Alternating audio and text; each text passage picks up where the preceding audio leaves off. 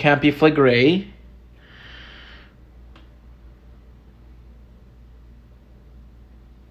You can actually see it right here.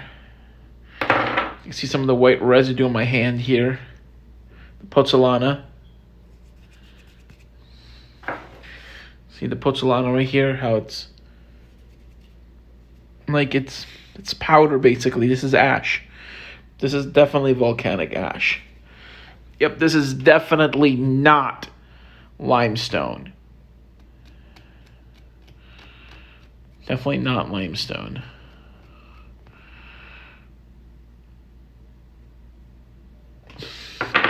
This right here, also from the same volcano, from the same crater. This is andesite right here. Most of the rocks at Campi Flegrei are like this. This is what most of the rocks.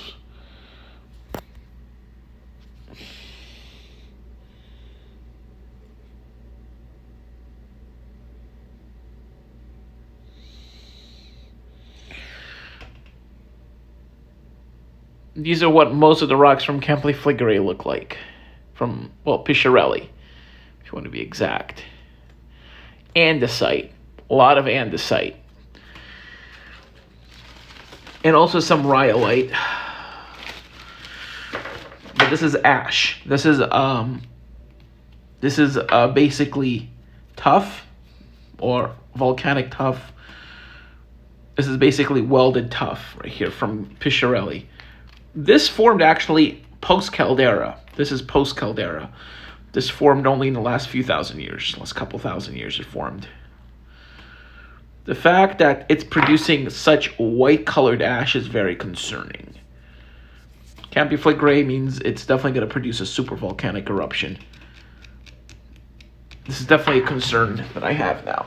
So now I'm going to go to see if I can analyze what I thought was initially limestone from Campi Flegrei.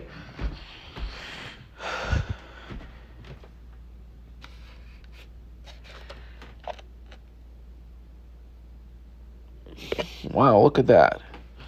Look at that. I have no idea what that is. But something has grown right here. Looks like there's some sort of growth. Limestone. Not limestone. This is another piece of volcanic ash. This is limestone. So this is the limestone right here. This is what's known as pozzolana right here. Very hard. This is actually from Monte Nuovo.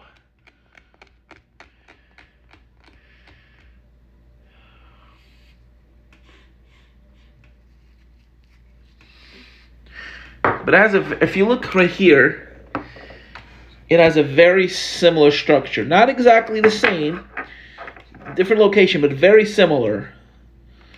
Actually,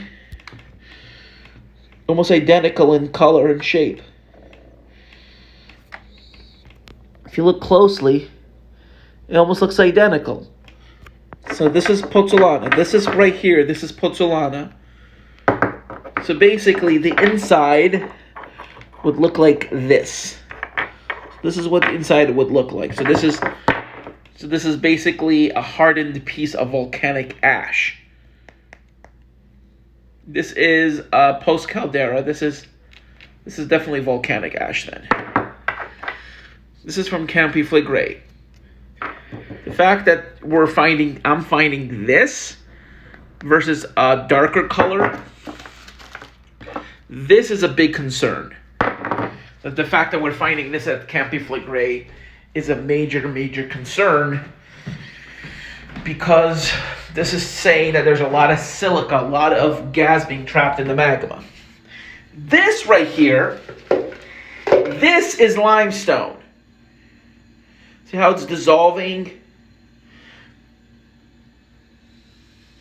Yep. Here's what limestone looks like. See? It's falling apart in my hands. Yep, this is definitely limestone.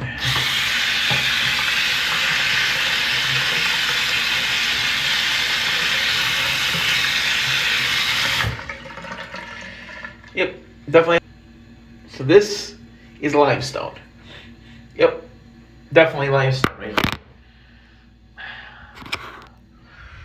Yep. So that's definitely limestone right there. So what I was finding earlier, so when I said I found rhyolite, I did. So I was right. I was correct that I found rhyolite, and I was correct that I found limestone. Because I did find one piece of rhyolite and one piece of limestone at Monte Nuovo. So both were correct. But upon closer inspection, they both look the same. But we found out which one was what by putting as a base, because it has a lot of limestone has a lot of, it's very basic. It has a lot of chalk. It has a lot of not carbon, but it has a lot of base. The pH of limestone is very high, while the pH of starts dissolving the base, being the limestone, because it's trying to reach equilibrium. And also, in turn, the pH of the vinegar goes up as it becomes more basic.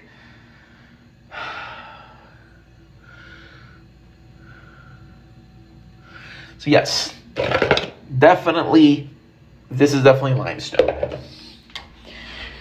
And this right here in the living room, right here, this is most certainly not limestone. This is most certainly volcanic ash. You see the mess it made here too. Here's your volcanic ash right here.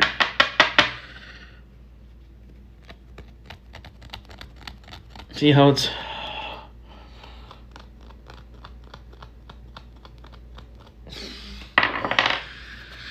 So yeah. Yep. This is volcanic ash. Just look how white it is too.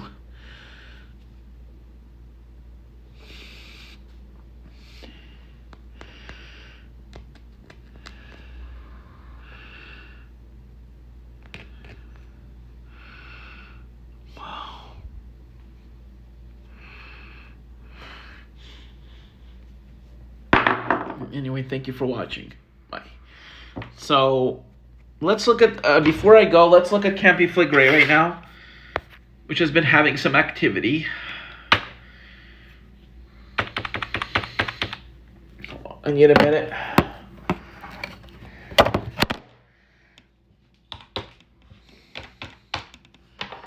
Yep. It's completely white.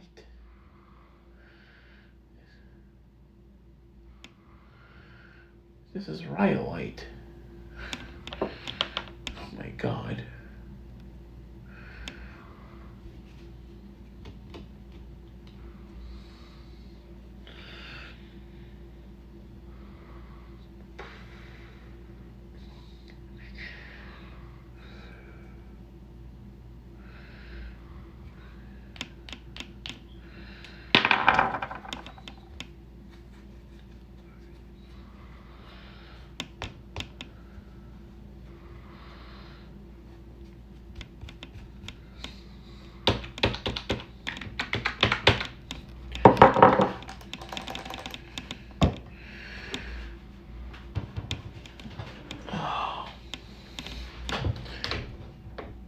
All right. So yes, this is most certainly ash from Campi Flegrei. I mean, look at this. It's even whiter than the wall. It's really white. This is rhyolite. Hold on.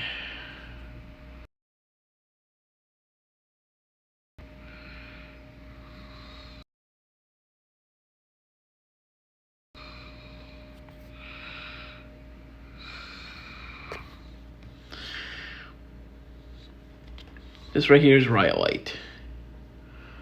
Absolutely. It's either rhyolite or rhyodacite. It's one of the thing. It's one of those two. So yeah, Mount Mazama basically probably like had a very similar composition. And this right here, let me show you this. I'm going to show you a piece of Neapolitan yellow tuff, or NYT. This is welded tuff right here. This is Neapolitan yellow tuff right here. This is from pyroclastic flow. This is a pyroclastic flow deposit.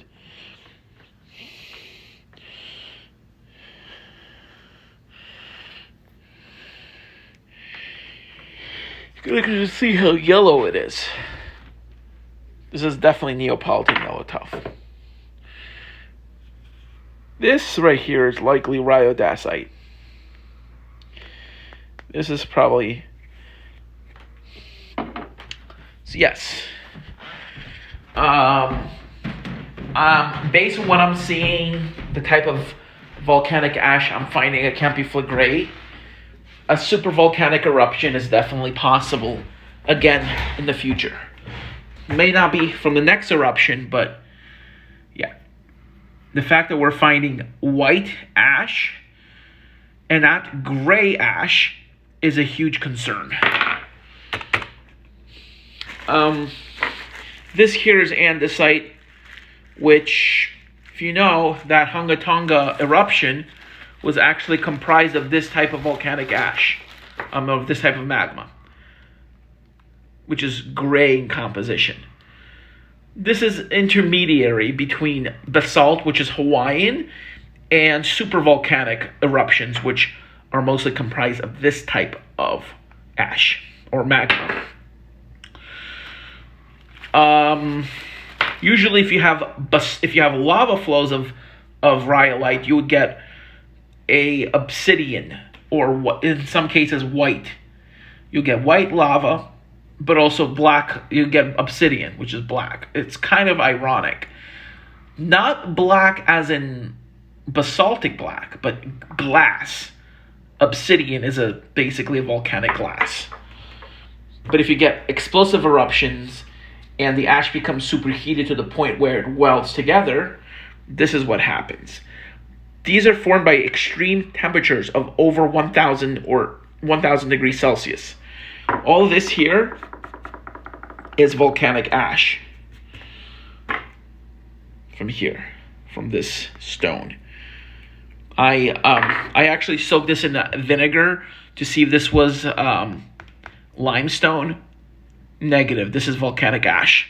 I had two pieces, one piece of limestone, I thought both pieces were limestone, but one piece wasn't. That piece is actually basically dissolved. The limestone is actually almost completely dissolved in the vinegar. This, volcanic ash. It's basically in a stone because it was welded together by extreme temperatures. I also have a piece of Neapolitan yellow tuff from the second eruption. This is post-caldera. This ash is from the third Phlegraean period, which just ended 1538. The fact that you're having rhyolite in the third Phlegraean period is a big, big concern, because it means that Campi Flegrei, whatever future eruption it has, will be extremely explosive and very, very dangerous. Even if it's just like this, even if this is the magma it produces, which is andesite, it's still going to be explosive. The Vesuvius eruption in St. Vincent and the Grenadines that coated Barbados in ash and forced half of St. Vincent to evacuate. was actually comprised of andesite. And andesite, as you know, is a very sticky, also sticky type of magma, which forms lava domes. At the moment, Mount Vesuvius is comprised of basalt and basaltic andesite, which is not as explosive as andesite or rhyodacite or dacite or rhyolite, but it's still explosive if it has a higher amount of gas. Like Hawaii usually has very fluid eruptions, not usually explosive. But in some cases, you could have andesite with a slightly higher silica content. Basalt with a slightly higher silica content, which can lead to slightly more explosive eruptions and slightly stickier, but still fluid magma. For example, the eruption in La Palma, the reason why it was explosive and produced ash and even shock waves was while it was basaltic, it had a higher amount of silica, so it was near trachy. It was trachy basalt. So we're going to be looking at Campi Flegrei's unrest.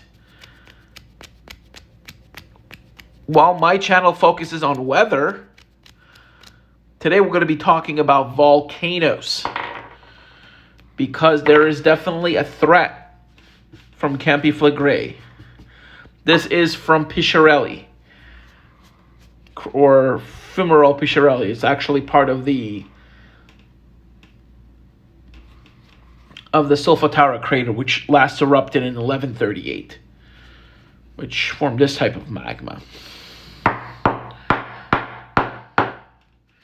Very, very dangerous type of magma. The fact that you're having white ash is a very bad sign. You never want to see this type of magma or ash.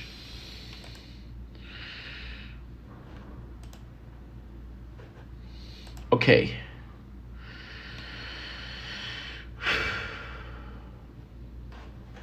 So just in a moment here.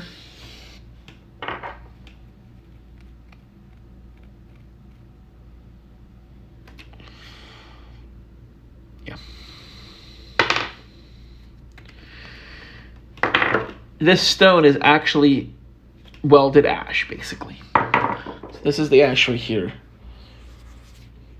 It's either rhyolite or rhyodacite, either of which is not good. For example, the Oregon Crater Lake eruption, the Mount Mazama ash was actually rhyodacite. Not rhyolite, but rhyodacite. The Mount Tambora eruption of 1815 was also rhyodacite. Caused a year without summer. You don't always need rhyolite for supervolcanic eruptions.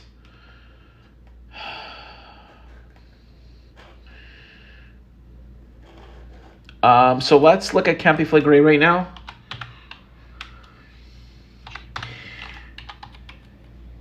So let's look at seismograms right now for Campi Flegrei. There we go. Oops, no, that's not seismograms. Those are just earthquakes. There we go. This is Signali. This is the one. Okay. All right. So you're basically having small background activity.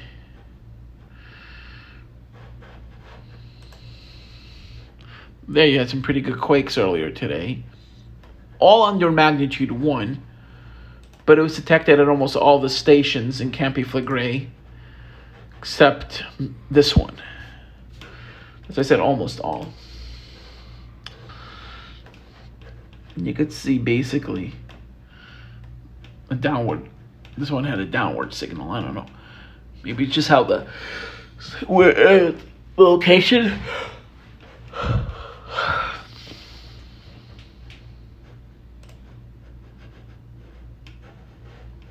This is background activity, probably just gas.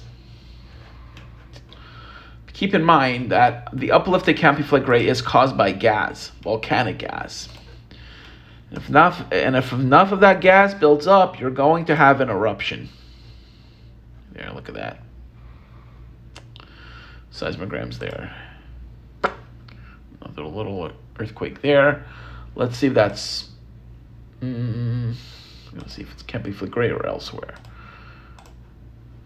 Nope, that's definitely Campi Flegrei. Nope. See, there's probably wind. This is usually weather related when you see something like this. Could be activity, but usually not. Basically nothing right now.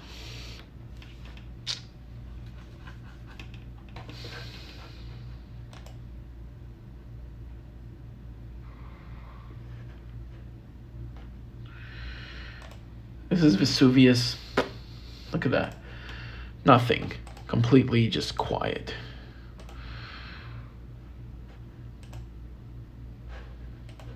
Blank. Nothing. Completely quiet. I've never seen Vesuvius this quiet. Usually there's always like something going on at this volcano, but no, it's... Wow, look at that. Just that. Wow. That is unusually quiet. There's not even background activity like this. Wow, Vesuvius today is dead quiet. Regional.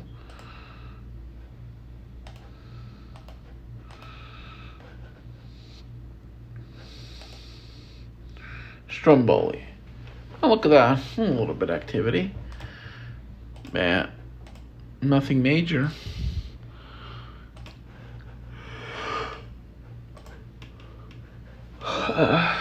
Yeah, just normal background activity. It's a little strong. Ischia. Let's look at Ischia.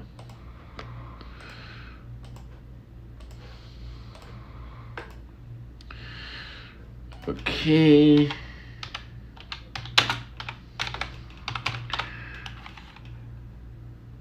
Oh. Campi Flegrei. Now I'm going to be looking at weekly.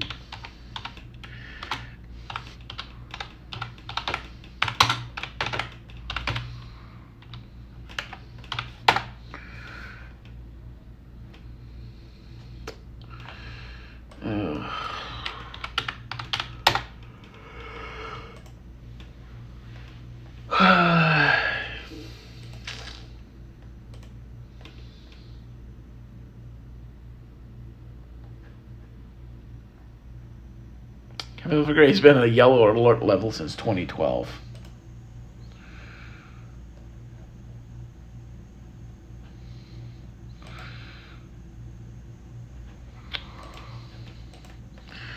Monitoring. Weekly bulletins. 2022. Now this is what I want to focus on.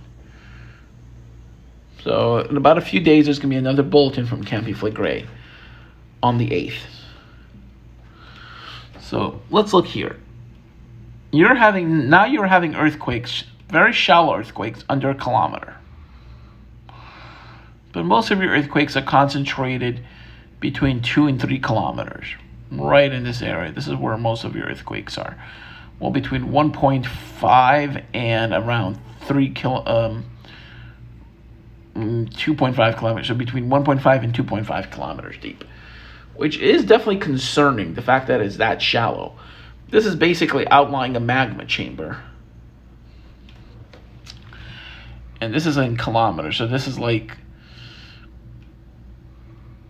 basically how the magma is flowing in. This is basically showing how the magma is. It's like you probably have a deeper magma chamber now here. But what makes me think that there is uplift going, I mean not uplift, but like a very slow intrusion of magma. The uplift, which over the last 9 years has almost totaled 850 millimeters. I think we'll hit the 900 mark definitely by the end of this year. We'll probably hit 900, I would say, by about July. Probably hit 900. Actually, by July, yeah, definitely by July.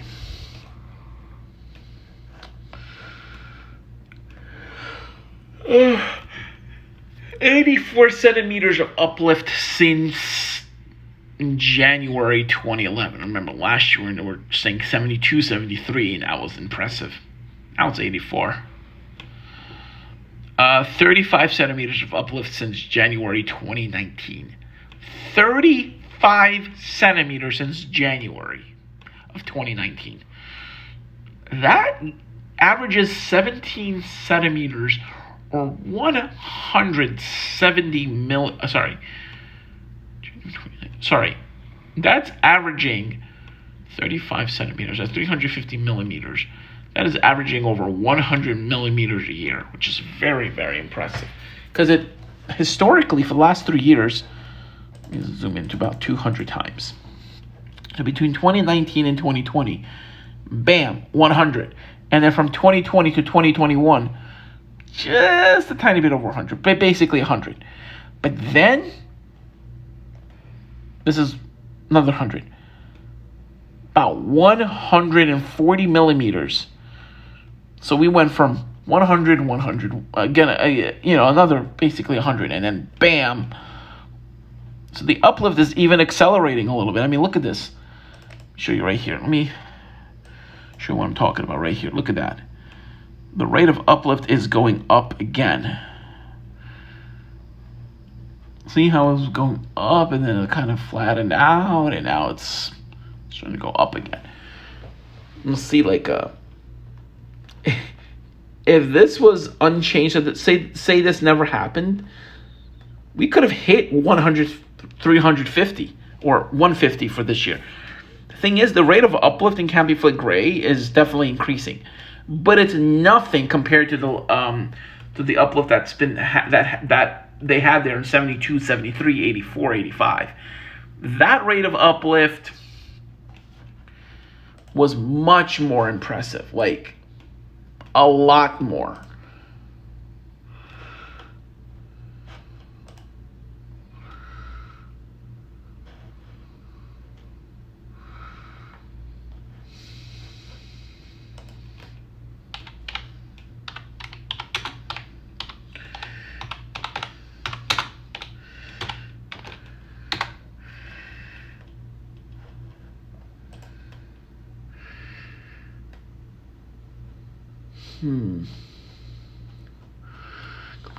Come on. No.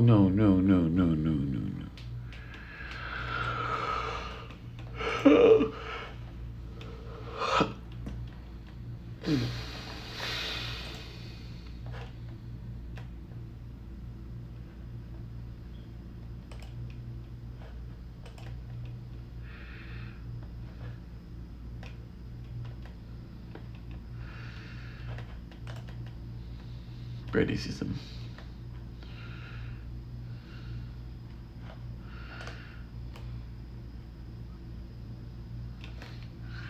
The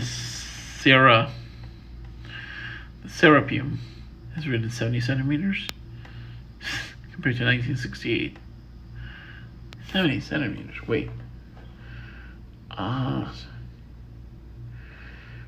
the end of the 1960s, the area of Pozzoli was subject to subsidence, not uplift, subsidence, with an average speed of 1.5 centimeters per year, as evidenced by surveys of 1953 and confirmed surveys of 1968.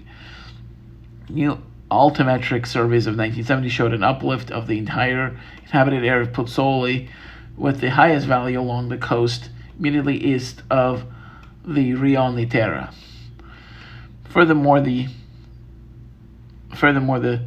Serapeum had risen by about 70 centimeters compared to 1968.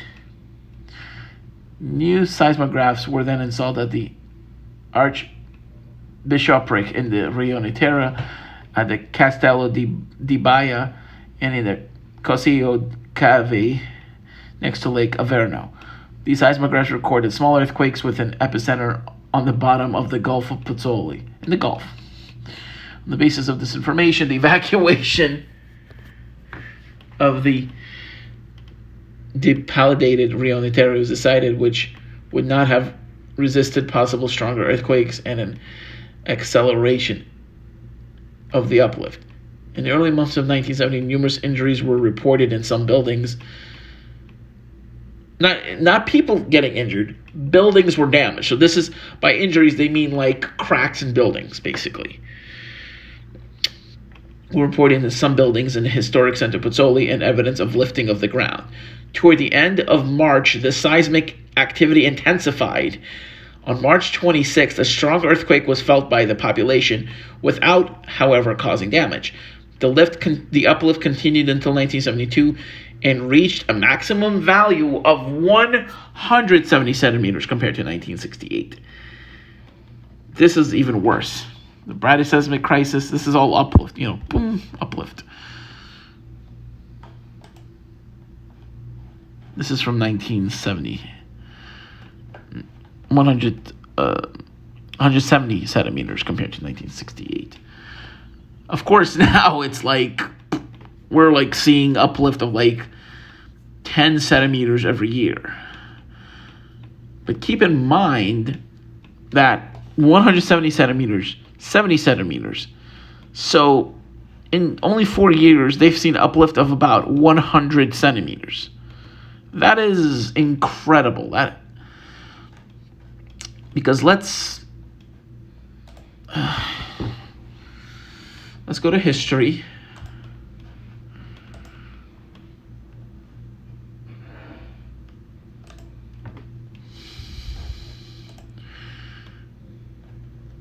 So let's do the math now, right? Keep in mind that 10 millimeters, 100 millimeters is 10 centimeters. So imagine 4 years going 100 millimeters. I mean, this is like double. Like, this uplift is nothing compared to what was happening then. But yeah, it is definitely starting to intensify. Like, the uplift is definitely starting to become a little faster now. But I think it was like 5 or 6 times as fast as what is going on right now. I mean, what's going on now is definitely concerning because after there was a brief period of subsidence in the early 2000s, but that's since reversed.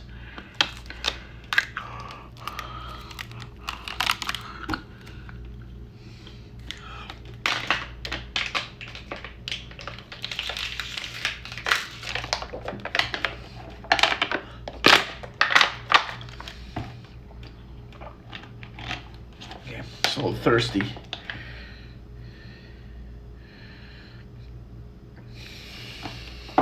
Okay, let's go back to what we're looking at. 3.8.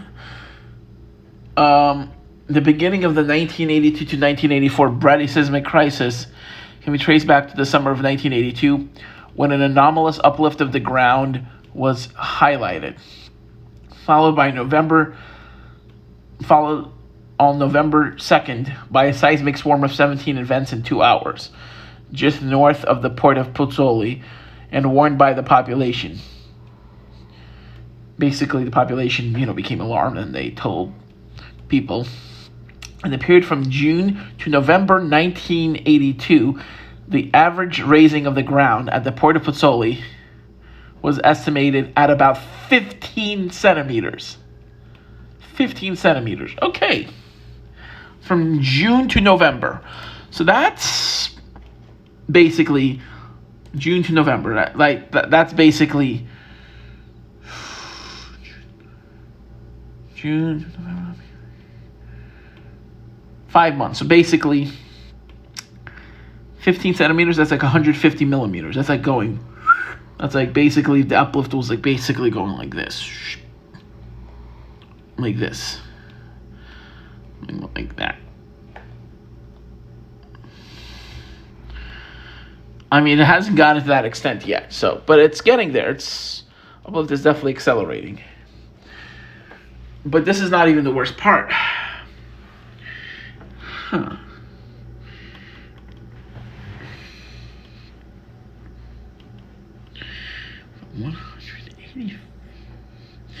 During the crisis period, precision geodetic leveling was performed on a quarterly basis. These measurements show that the maximum uplift took place in the Pozzoli area.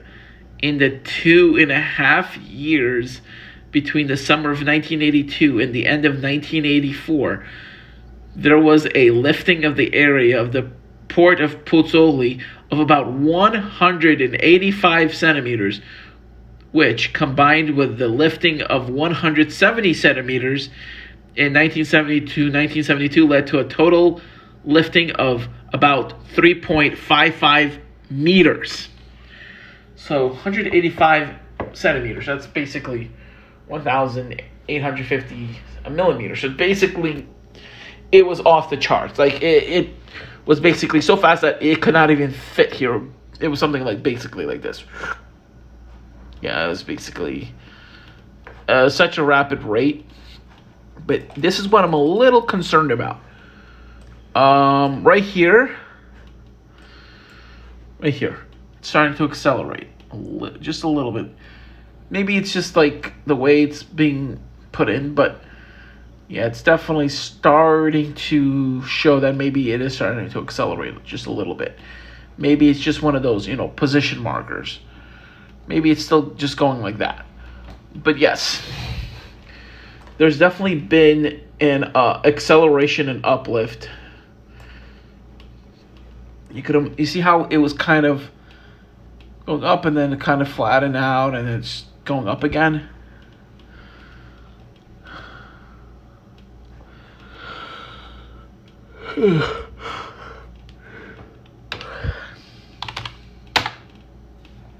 Okay. But the other GPS stations show very little uplift. So this is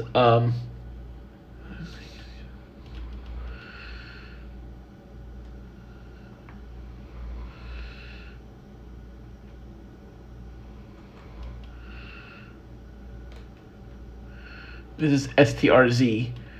STRZ, it's Pozzoli Cemetery.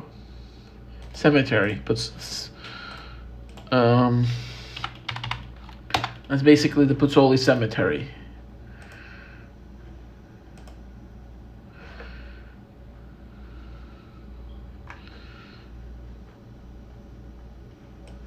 Cimitero di Pozzoli. So basically a cemetery. This is basically a cemetery right here. I mean, I know how to read a little bit of Italian. Or it's easier to understand that's a cemetery.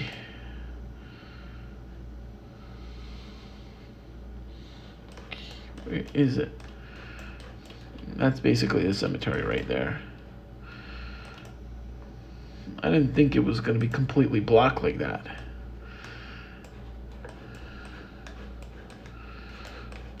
Yeah, that's municipal police there. The other station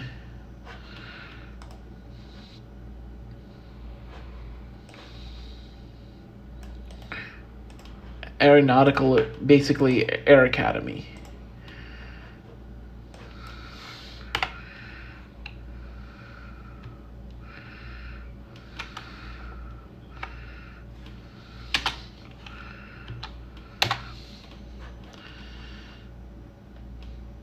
Wow, this is, so RITE is basically right here. Rione Terra. It's basically right here. So here's the thing. This is STRZ. That's the Pozzoli Cemetery. This is ACAE, which is Solo is Solfatara. Here, here's Solo, right here. That's Solfatara. That's where I basically went. But RITE is by far having the highest uplift. Rione Terra.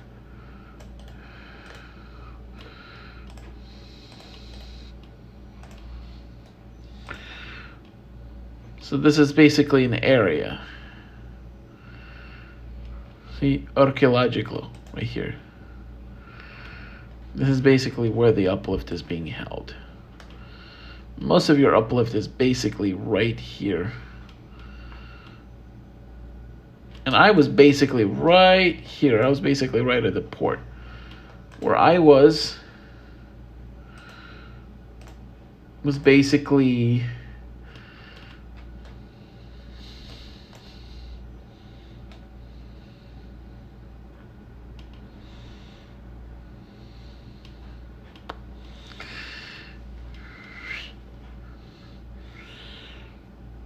alrighty.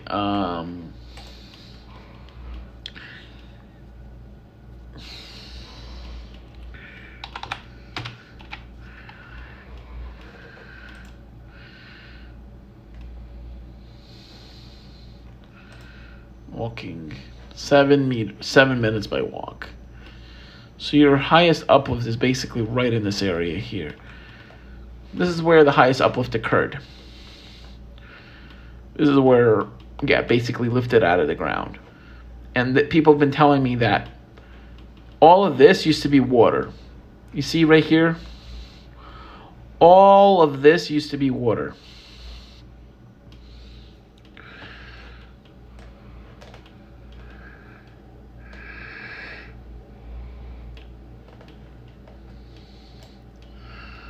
So right here, here's really with some air right here.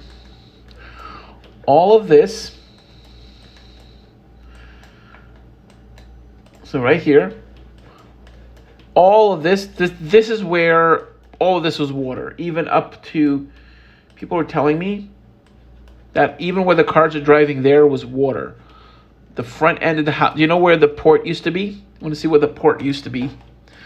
The old port used to be right there. You see where those structures are? It used to be the old port. Oh, I was here. This used to be the port. This used to be the port, the old port. But the ground uplifted so much they had to move everything back. And they're probably going to have to continue to move the port back because the ground's continuing to uplift. So yeah.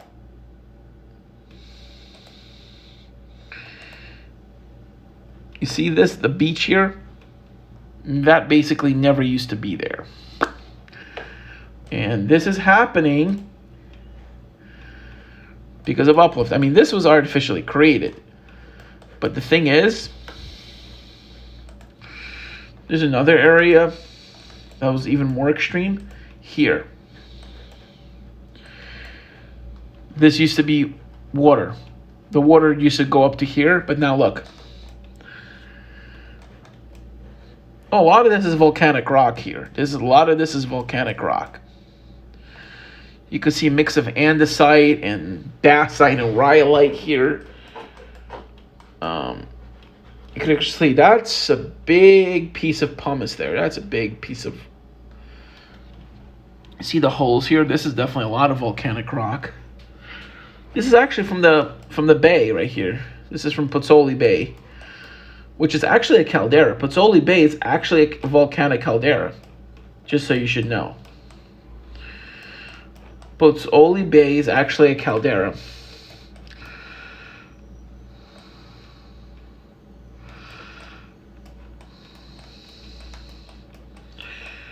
Yep, that's basically the caldera.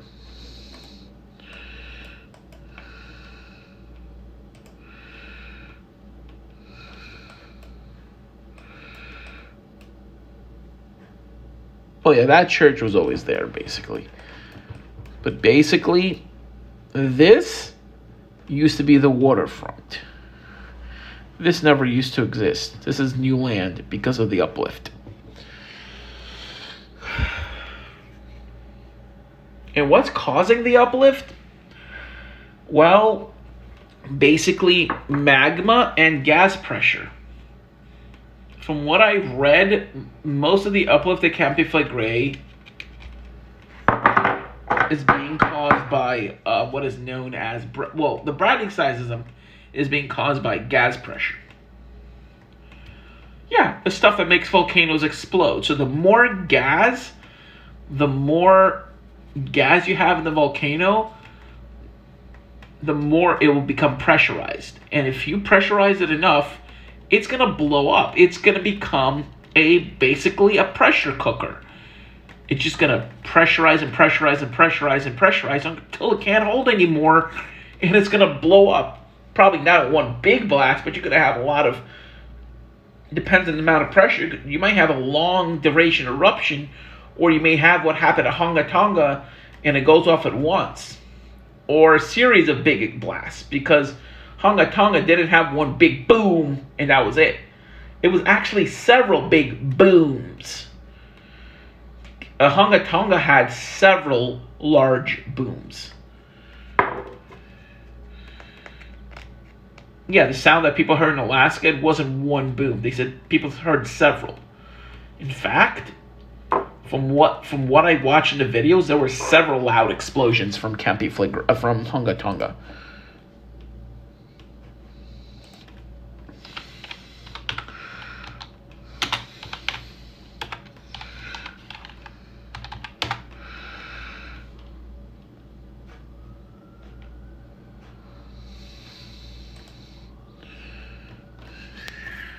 Here.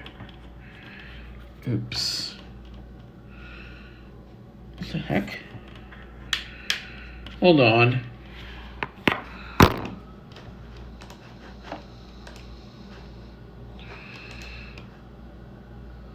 Oh, crap. Hold on.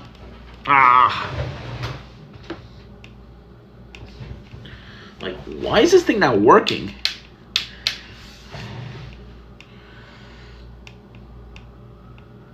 Normally,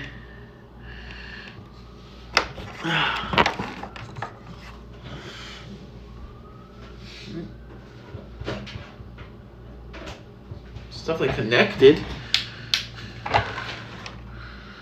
Okay. Make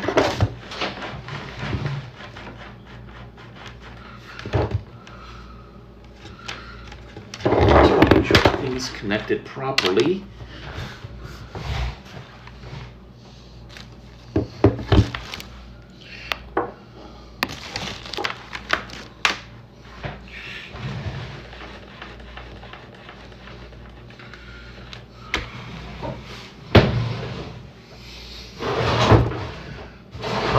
Yep.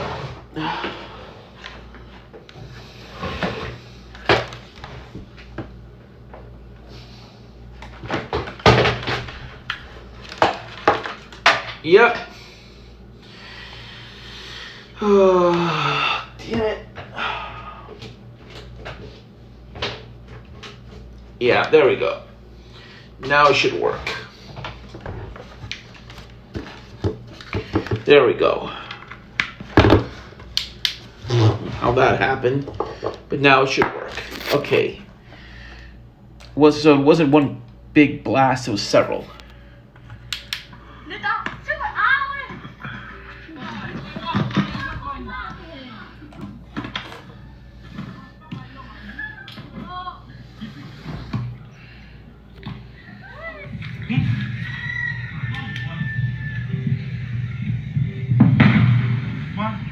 One.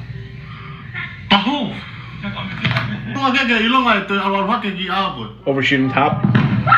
2,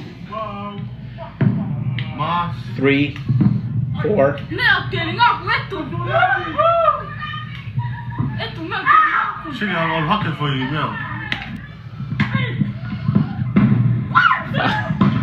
6.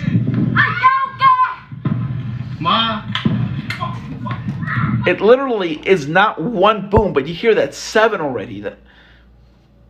There's been a lot of booms, basically. That's not the biggest one in the video either. Hold on.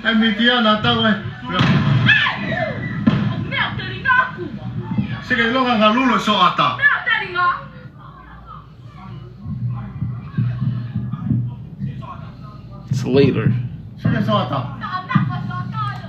This video is in chronological order, so, you could tell by how the ash cloud is getting, well, the ash and steam cloud is getting bigger and bigger and bigger.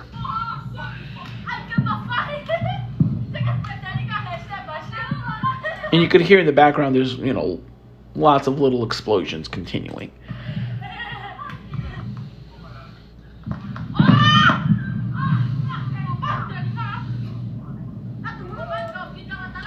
See, this is a thundercloud. There's a lot of steam in this explosion.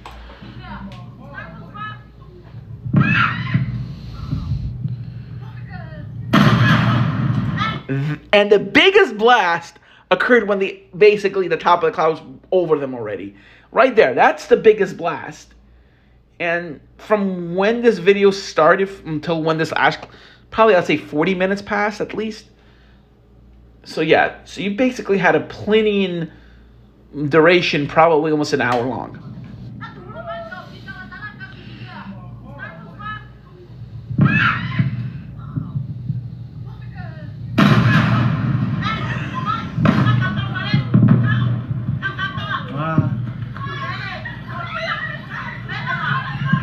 Yeah. Wow, you see that? It literally sounds like bombs going off.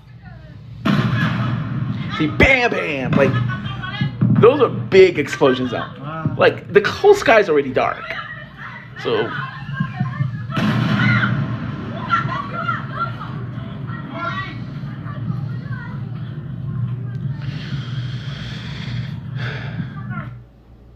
it wasn't one big explosion, it was numerous.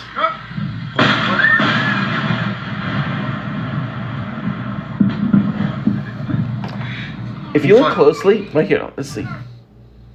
Let's see. Look at the tree right there. So, the shockwave was so powerful that it actually had a little wind with it.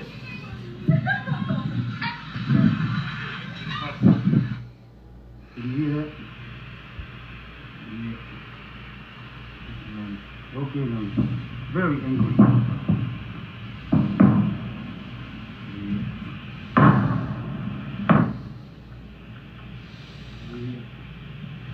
Ít cao biết rồi mong là gì có một pha đi nào, pha mấy bữa rồi đi nào.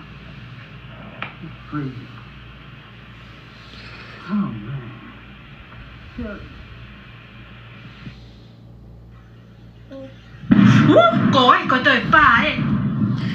This is when it first started. This is the beginning of the Plinian duration.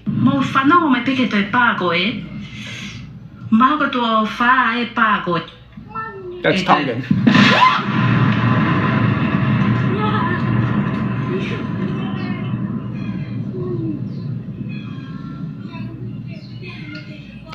Different place. This is probably the southern end of the island.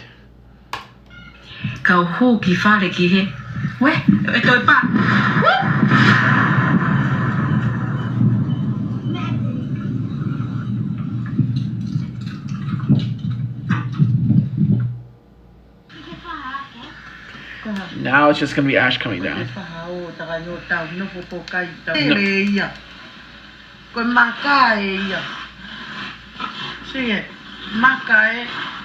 That's in Tongan. You're speaking in Polynesian, Tongan Polynesian, basically. Okay.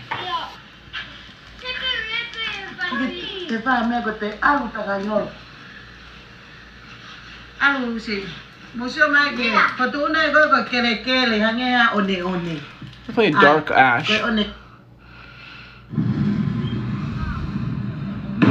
Explosions here.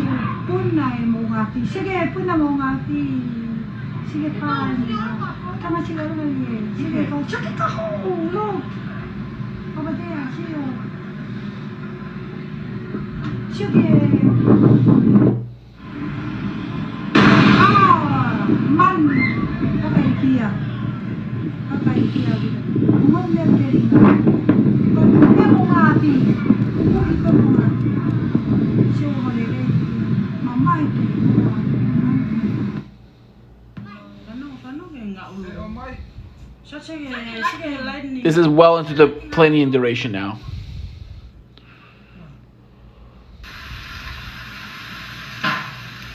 Oh, pumice. That's pumice.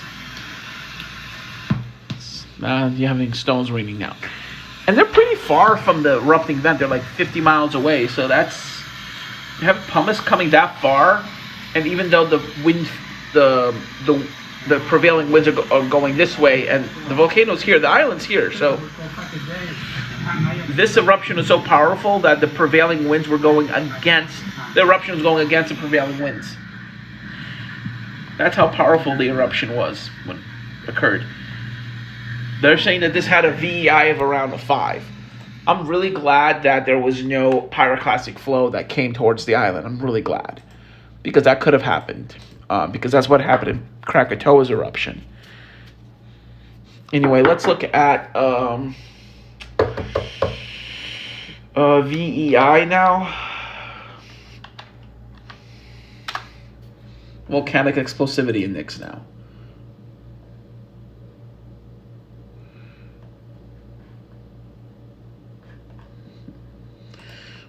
Eruptions, 21st century. Unknown.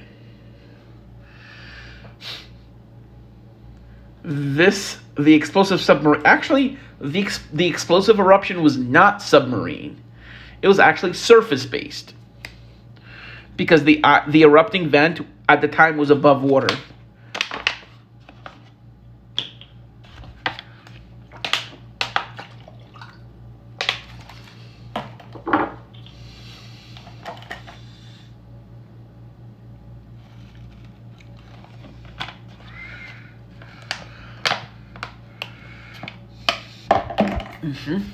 The explosion was heard as far away as Fairbanks, Alaska, nearly 10,000 kilometers away. Krakatoa only went 3,000 miles, or around 6,000 kilometers. So this is much further. Fluctuations in air pressure. 2 people were killed in Peru by a tsunami wave, and a British woman was found to have been killed by the tsunami in Tonga. The eruption is likely the largest of the 21st century to date, with a possible VEI as high as 5. A preliminary estimate suggests it had an explosive force equivalent to about 10 megatons of TNT. 5 casualties. Oh yeah, from tsunamis.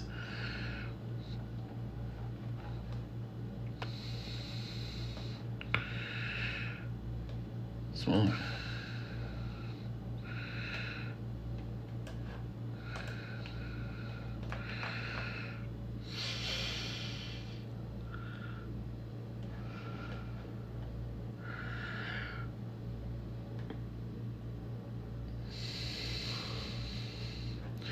.7 cubic kilometers. That's actually VEI 4. To have a 5, you need to have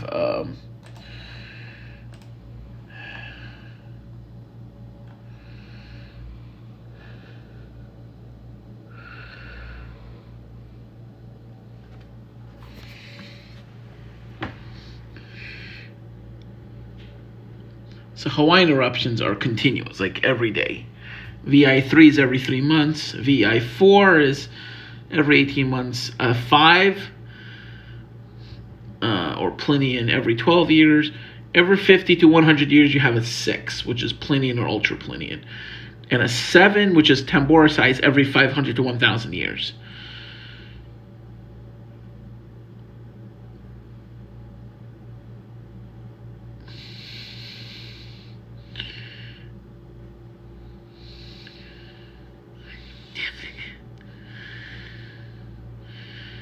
Mount Brandy eruption of 1888 was actually a 4.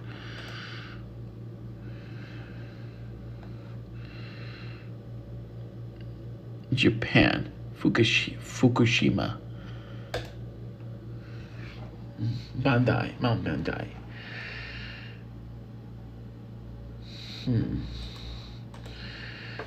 This depicts basically, I think, a pyroclastic flow, or lahar. I think a pyroclastic flow, most likely.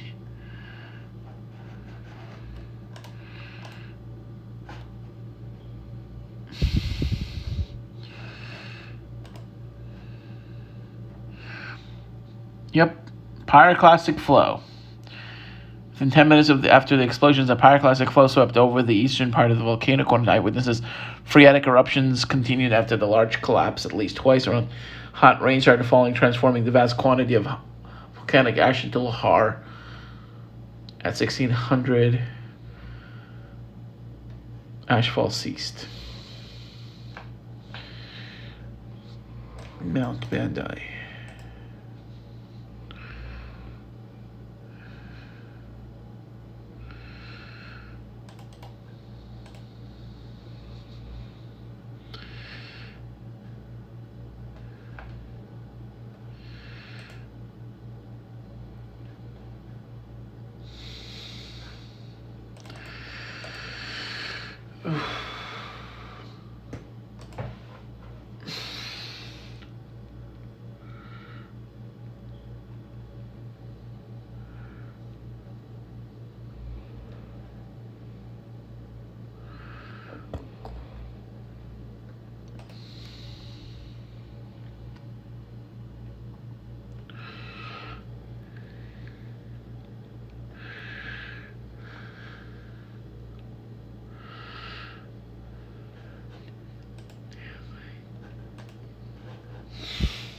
Yeah, let's see.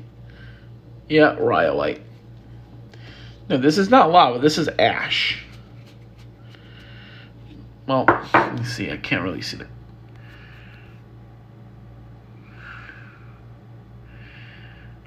Did I keep a rock from Mount Vesuvius? I did.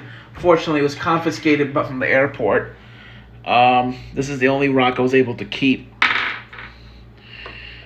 It's this piece of basaltic scoria here. It's red. This is the only thing I was able to keep that was not confiscated by the airport. Yes. This right here is kind of cash. Let's do some more research videos.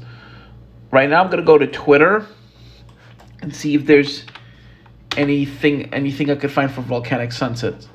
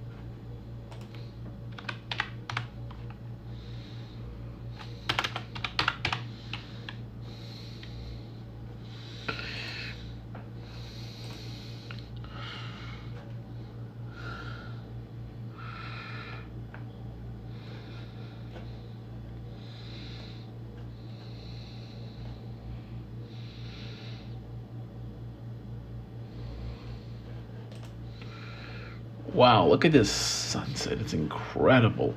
That's a lot of sulfur. That is the Atacama Desert. That right there, that's a planet there. Yep, sulfur dioxide. You can actually see the sulfur in the air. You can actually see right there. Sulfur. That stuff you see in the sky, discoloration, that's either sulfur or some water vapor. Boom.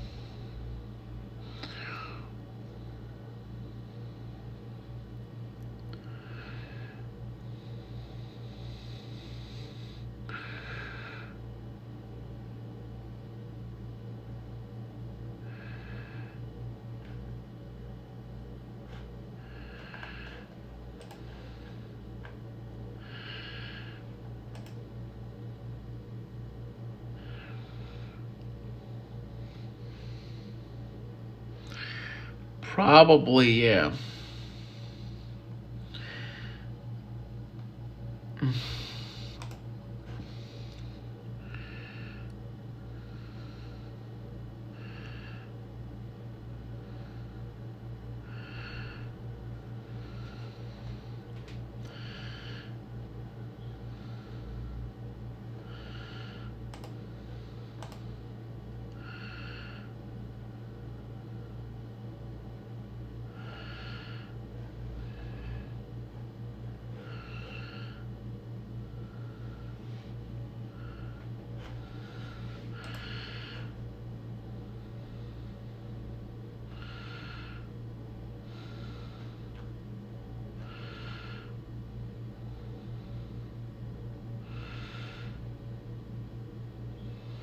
Antipura.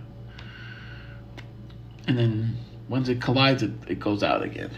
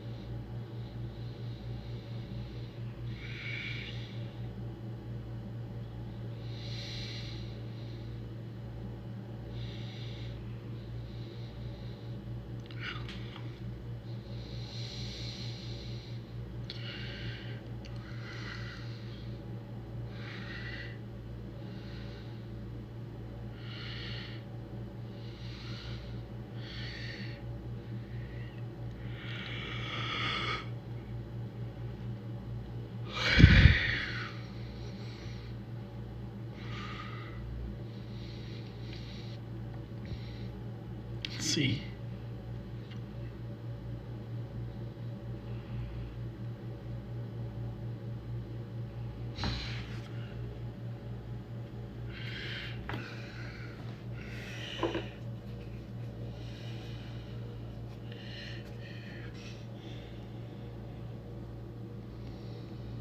All right, anyway, let's go back to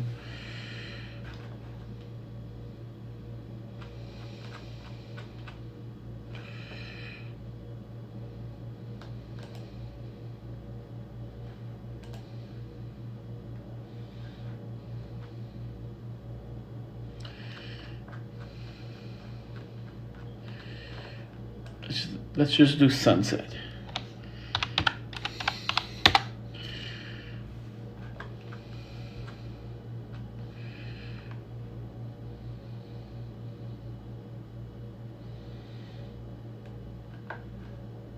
Gung.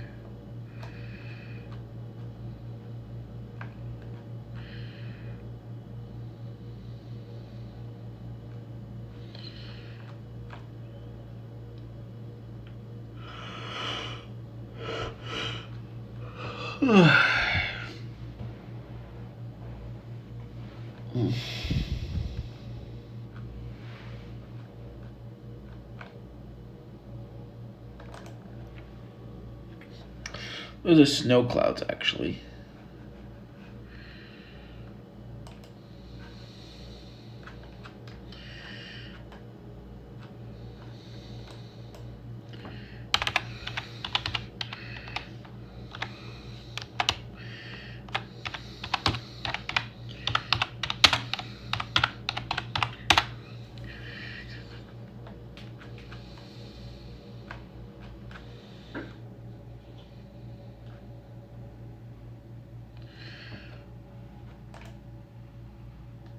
Actually, I don't think this is because of volcanic sunsets. This, I think, has to do more with the weather.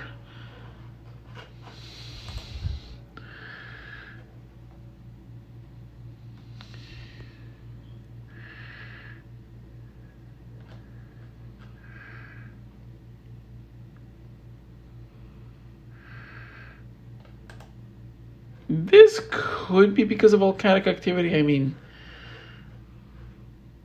no, this is definitely volcanic, yeah.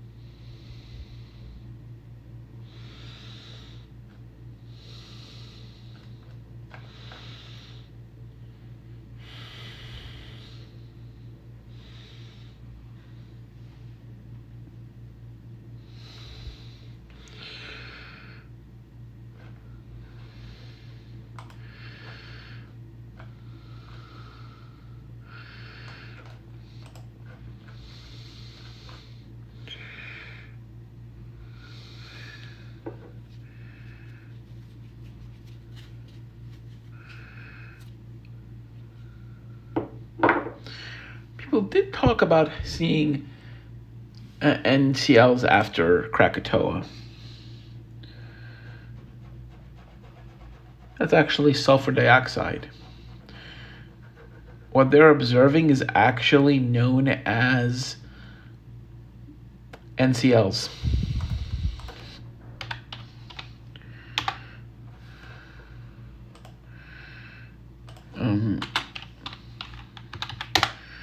Noctilucent clouds. Yep, that's actually a noctilucent cloud.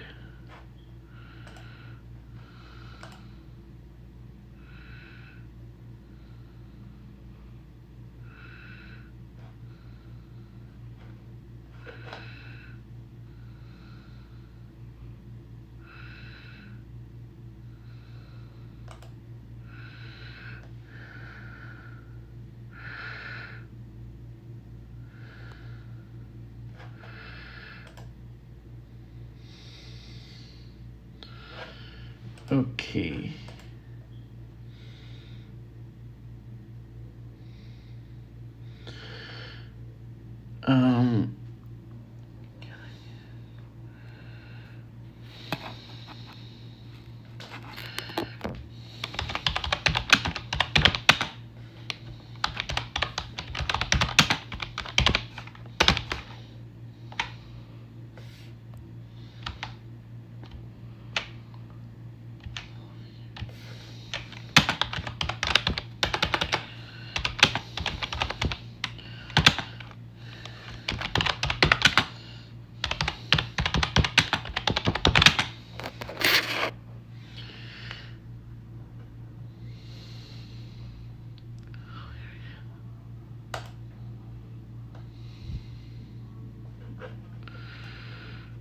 Yeah, that's definitely sulfuric acid.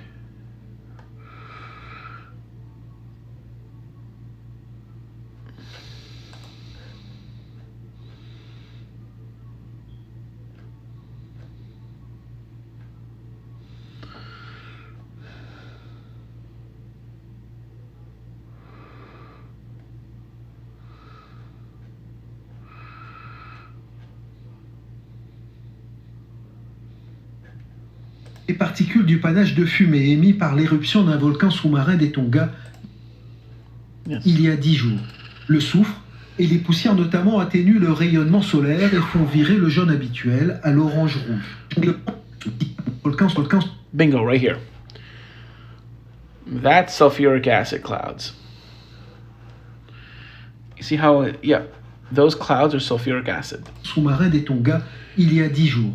Le soufre Volcano, yeah. et les poussières notamment atténuent le rayonnement solaire et font virer le jaune habituel à l'orange-rouge. Montée de sphère à l'observatoire. Et de mesure. Alors, quand on peut mesurer, on l'a caché tout au. Tout ce que le volcan a injecté là, il va aller partout sur.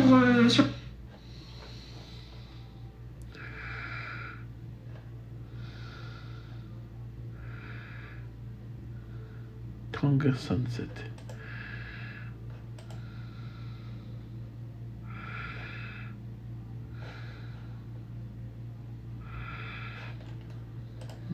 Tonga Sunset.